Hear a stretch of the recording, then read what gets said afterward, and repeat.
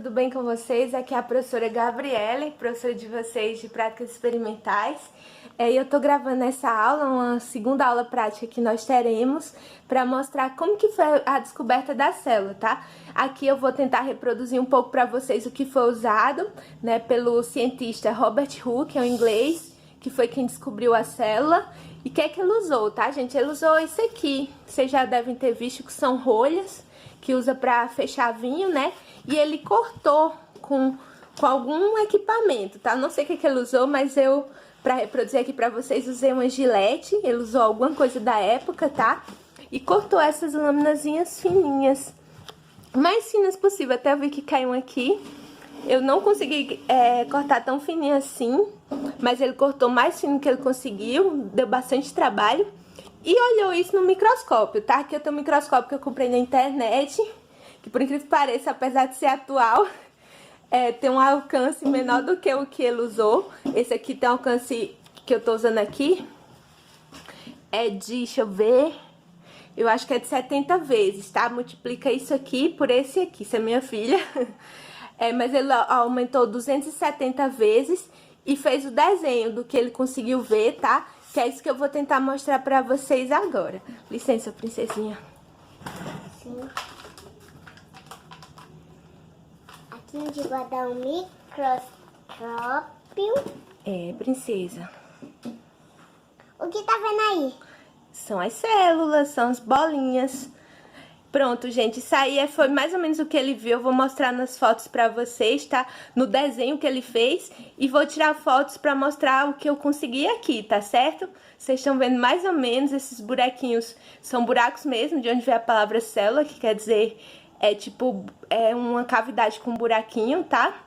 E na nossa aula, vocês fiquem aí atentos que eu explico um pouquinho melhor essa história, com mais detalhes pra vocês. Mas antes da gente falar sobre a descoberta da célula, precisamos falar sobre a invenção do microscópio. Como vocês devem saber, as células geralmente são muito pequenininhas e a gente não vê a olho nu, tá? Então, primeiro foi preciso ser criado um microscópio, né, por esses caras aqui. São dois fabricantes de óculos holandeses. Esse pai desse é o Hans e o Zacharias Janssen. Graças à curiosidade deles, né, eles começaram a colocar várias lentes em fileira empilhada em algum tubo e descobriram que se você olhava de um lado, né, com esse monte de lente empilhada, a gente via os objetos que estivessem do outro lado bem ampliado. Então foi assim que o microscópio foi criado, né? Isso foi durante a década dos anos de 1590, tá? Vai ter variações na internet com relação a esse ano, 1590, 1591. Nessa foto aqui diz 1595, mas o que importa é que foi mais ou menos por esse período, tá? Que esses dois holandeses, né, fabricantes de óculos, tiveram essa curiosidade e criaram o que acredita ser o primeiro microscópio, né? E foi bem interessante porque na época não era tão usado pela ciência como é hoje, né? Mas se via como uma espécie de brinquedo para a realeza europeia. Então ficava curiosa, ficava tentando ver as coisas ampliadas. A descoberta da célula, então, como a gente estuda hoje, né, estuda há bastante tempo, só vai ocorrer mais de 70 anos depois, né, mais precisamente no ano de 1665. Nesse ano a gente tem um inglês aqui, é o Robert Hooke, ele era um cientista experimental, bastante curioso, né, que nem os cientistas da época. E o que é que ele fez, tá, gente? Ele aperfeiçoou os microscópios que existiam na época, os modelos, né? Tipo o modelo que eu mostrei antes, né? Dos holandeses Janssen. Só que ele também criou um sistema de iluminação aqui com a velinha, super precário, mas que ajudou bastante, tá? E aí, o que ele fez? Ele começou a olhar muitas coisas no microscópio, ampliar e ver no microscópio, e ele desenhava bem, então ele desenhava, descrevia tudo que ele estava vendo, e publicou num livro chamado Micrografia. Isso aqui provavelmente representa esse livro, né? Que era comprado pelos nobres da época, para eles verem como que eram as coisas ampliadas. Enfim, mas o que importa mesmo é que entre as coisas que ele desenhou está isso aqui, esse desenho aqui, que é o que representa a célula, né? A descoberta da célula. Então, para ver isso aqui, ele cortou, como eu falei no início dessa nossa videoaula, ele cortou pedaços de cortiça bem fininho. Cortiça é um material que é usado para fazer rolhas, né, que é aquilo que fecha vinho, vem da casca da árvore. E aí viu esse monte de buraquinhos, como vocês estão vendo aqui nessa imagem. Essa imagem é que ele fez na época, né? Então viu muitos buraquinhos, que nem também deu para ver um pouco na imagem que eu mostrei da fotografia, né, que eu mostrei para vocês no vídeo. E aí ele chamou isso que ele viu de células. Por quê? Porque células? Porque células vinham do latim, cella, e significa pequenas cavidades, justamente porque tem esse monte de buraquinhos pequenos, tá? Então daí a palavra células, mas o que ele estava vendo na verdade não era bem isso, tá? Ele estava vendo apenas a parede de fora das células, que a gente chama de parede celular. Mas enfim, como isso foi a primeira vez que usou a palavra célula, né? E realmente era uma célula sem nenhum conteúdo, mas era uma célula. Então é considerado um marco e é considerado que ele foi quem descobriu a célula nesse ano de 1665.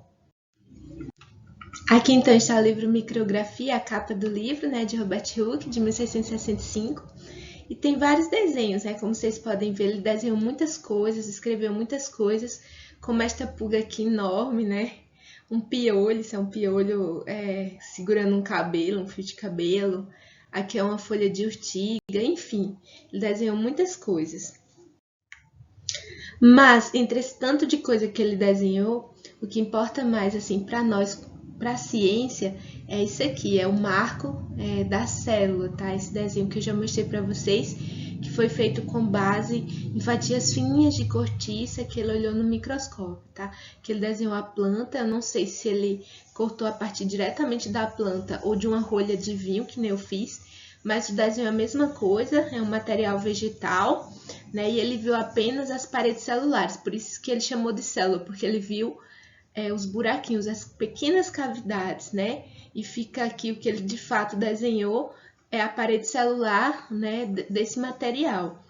Aqui eu coloquei as fotos que eu consegui fazer depois, minha filha tirou o pedacinho que eu mostrei para vocês, eu tive que procurar um outro, mas aqui vocês conseguem ver, né?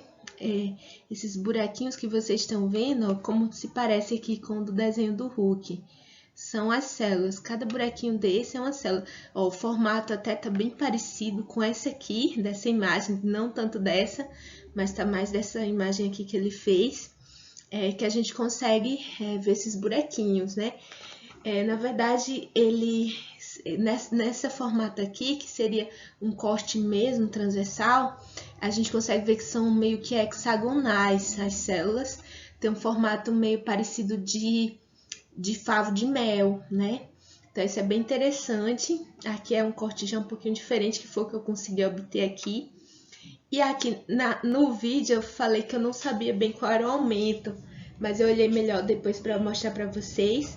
Naquela imagem que eu mostrei estava com aumento de 70 vezes, que é um aumento de 10 vezes que a gente obtém aqui pela ocular, mais 7 vezes, que era o que estava olhando aqui, que é a objetiva, tá? Então, a gente multiplica 10 vezes 7, 70. Só que hoje, os microscópios atuais, eles têm várias objetivas, que são essas lentes aqui, que vai desde uma com menor ampliação a maior. Aí, eu consegui tirar uma foto ampliando 70 vezes, que era 7 vezes 10, e essa outra foto aqui, que dá para ver melhor, que era usando uma de 15 aqui com a de 10, né? Uma objetiva de 15 com a ocular de 10, que dá 150 vezes, tá? Então, aqui a gente consegue ver um pouquinho melhor as células. E eu queria mostrar para vocês. Queria fazer isso presencialmente, né? Seria possível se a gente tivesse tendo aula presencial. Mas, pelo menos, vocês vão poder visualizar, entender um pouquinho como funciona o microscópio e entender como que foi esse processo de descoberta da célula, tá certo? Espero que vocês tenham entendido direitinho. Esse é o maior objetivo da nossa aula de práticas experimentais. Bem, mas quem foi então a primeira pessoa que viu células vivas, tá? Acredita-se, né? Até não se sabe, foi esse cara aqui. Se alguém viu antes, ninguém sabe, né? Na ciência vai estar marcado como esse carinha aqui, porque ele desenhou e publicou o que ele viu, que é o Anton van Leeuwenhoek. Ele é holandês, tá? Não sei se a pronúncia é bem essa, cada pessoa chama de um jeito, mas ele era super curioso, ele fazia várias coisas, tá? Ele era, por exemplo, comerciante de tecidos. E aí ele começou a fazer microscópios, aperfeiçoar microscópios, para ver esses tecidos ampliados e ver se eles eram bons mesmo, né? A trama para ver se tinha mais buracos, enfim, essas coisas. E aí ele começou a olhar tudo que ele pensou, tudo que a curiosidade dele permitiu. Ele começou a olhar e também a desenhar. Ele também desenhava super bem. Então ele acabou vendo os primeiros micro-organismos, né? E as primeiras células vivas, né? Lembrando que muitos micro-organismos são seres unicelulares. Então, além de ver os primeiros micro-organismos, ele também viu as primeiras células, né? Com todo o seu conteúdo, enfim. E desenhou muita coisa mesmo. E ele praticamente descreveu o primeiro micro-organismo de todos os grupos que existem atualmente, né? Por isso que ele é tão importante para a ciência. Agora, o mais interessante é o microscópio que ele usou. Gente, olha isso. Isso era bem pequenininho. Aqui nessa foto não dá para ter noção, mas é muito pequenininho. A lente é só uma bolinha biconvexa, é praticamente uma bolinha que tinha aqui.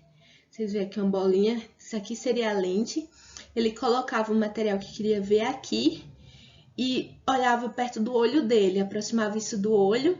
E aí, assim ele conseguiu ver muitas coisas, né? Muitas coisas com a precisão de até 300 vezes, com aumento que é muito bom de 300 vezes. Os microscópios atuais muitas vezes chegam a esse aumento com dificuldade, né? São microscópios bons que chegam a aumentos maiores. Então, para a época, esse microscópio que ele inventou, que é bem simples, hoje nem seria muito considerado um microscópio, porque ele só tem uma lente em vez de duas.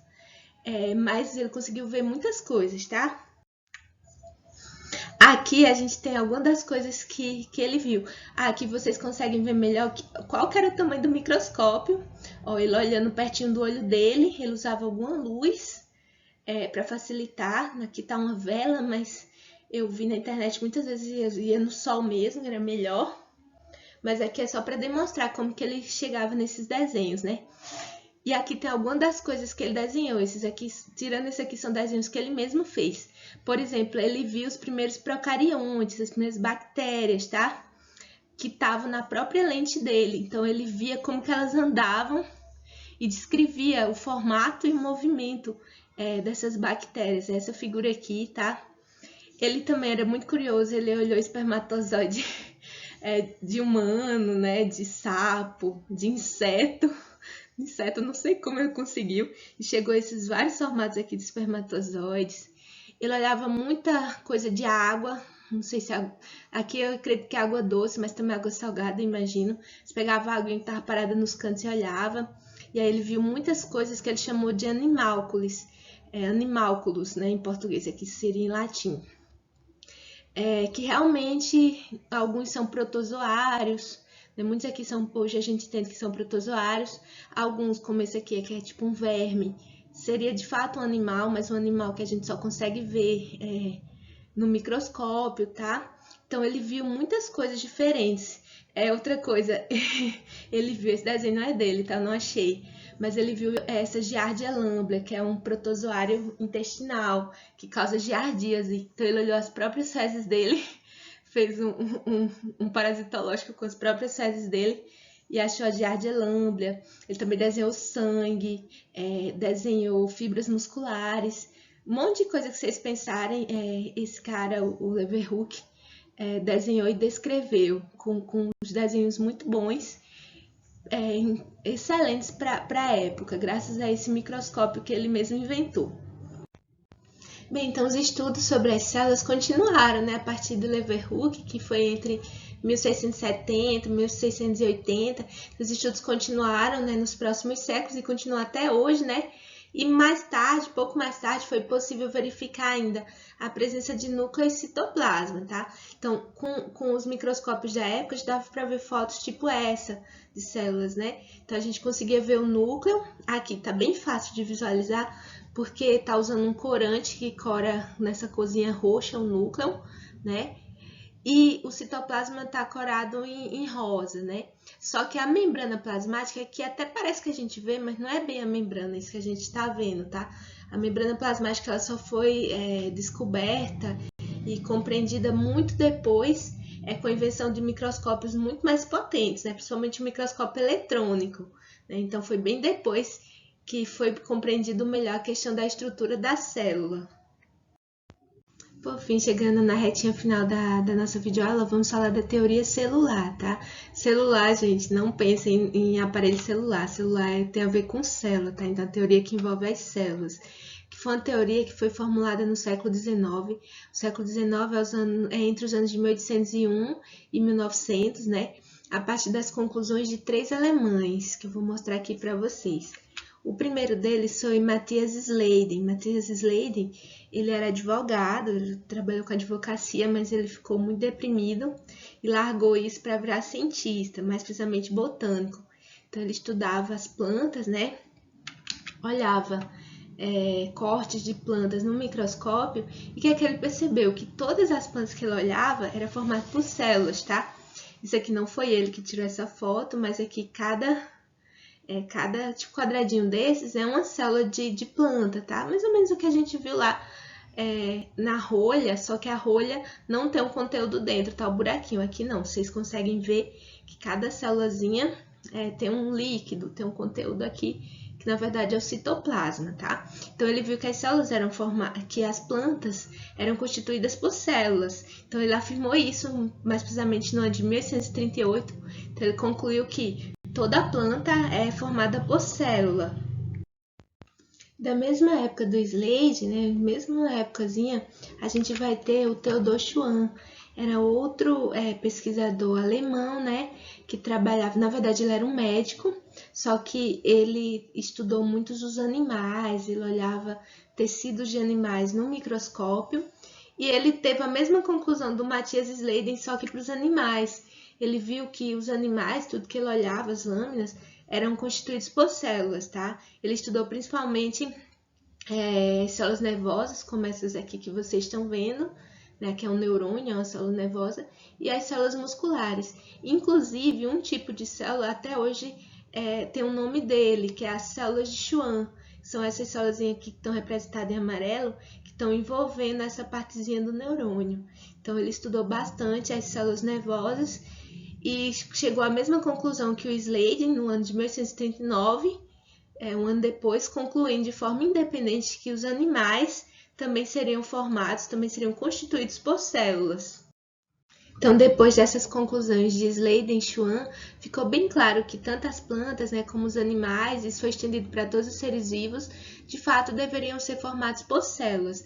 Mas se são formados por células, de onde vem a célula, né? Como que a célula surge? E para responder isso, aí vem o terceiro alemão, que é o Rudolf Virchow. Rudolf Virchow. Ele era médico, assim como Theodor Schwann, além de editor, escritor, político, antropólogo. Então, o cara fazia um monte de coisa, tá? E trabalhava muito preocupado com questões relacionadas a saneamento ambiental.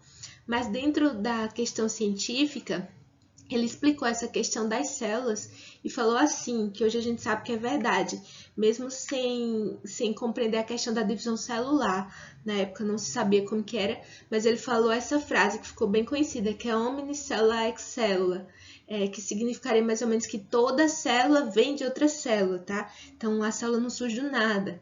Para a gente ter uma célula, precisa ter uma célula pré-existente. Então, ele conseguiu responder essa questão, mesmo sem entender como que era a divisão celular, que hoje a gente entende direitinho. Bem, agora vamos finalizar falando sobre os fundamentos da teoria celular, né? Então, a gente pode resumir a teoria celular em 3 fundamentos básicos, né, formulados a partir das conclusões desses 3 alemães.